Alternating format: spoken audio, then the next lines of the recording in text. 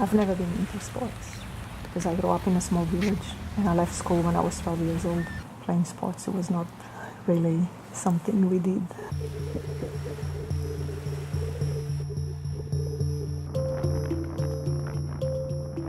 I was working as a cabin crew for Emirates Airlines and I was scheduled flight 24-hour layover in Dhaka, and I was upset for seeing so many children with so much potential going down to waste.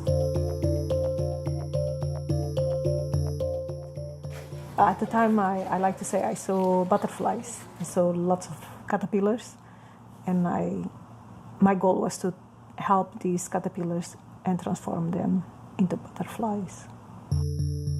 Child labor is big in Bangladesh, so these children, they had to work to help their families so they could eat. So most of these children, when I first met them, they were either working in garments factories, working in construction, or working in tea shops. The only way to come out of the slums is by having an education. And once they have this education, they can compete on a job market and they can even go to universities. And one day, they can transform their lives, their families, and as well to become the next change makers, transform other people's lives as well.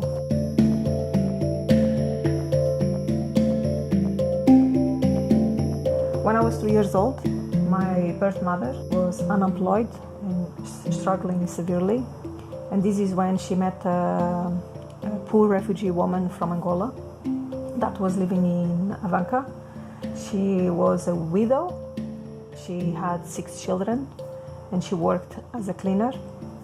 And Christina offered to help, and she told my mother, go to Lisbon, find a job, and when you have your life back in track, come back. But what this woman, she was motto was, who feeds 6, feeds 7. So I became the 7th child. At the time, she didn't realize that my mother had a mental illness and she would never come back to pick me up.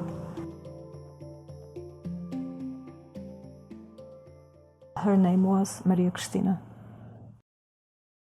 Everything that was done in the slums of Bangladesh was because of Cristina. We have educated 600 children since 2005. In 2009, when the recession hit us, we really struggled. Recession is what forced me to look into sports as a way of fundraising money. Since then, I walked 7 marathons in 7 days in 7 Emirates in UAE. Then I completed the last degree to the North Pole. Then I started climbing, and I became the first and only Portuguese woman to climb Everest in 2013. That was not enough, so 2014 I ran 7 ultramarathons in 7 continents in 6 weeks. 2015 decided to be bolder, so I ran 7 marathons in 7 continents in 10 days.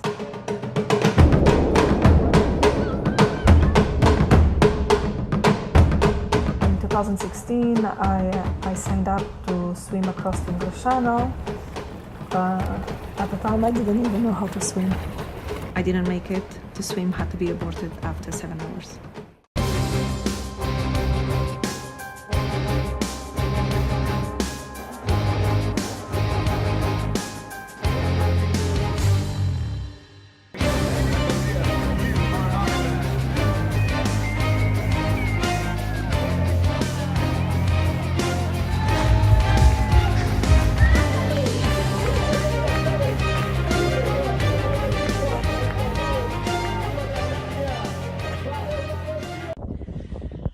Hello everyone from Antarctica, the South Pole.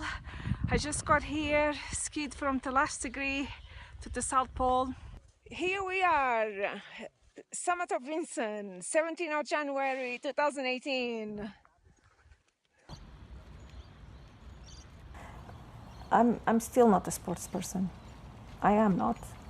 If you saw me struggling to finish these races, that would be obvious. but I just want to show people the limits I am prepared to go, to push myself to fulfill a promise that I made to educate these children.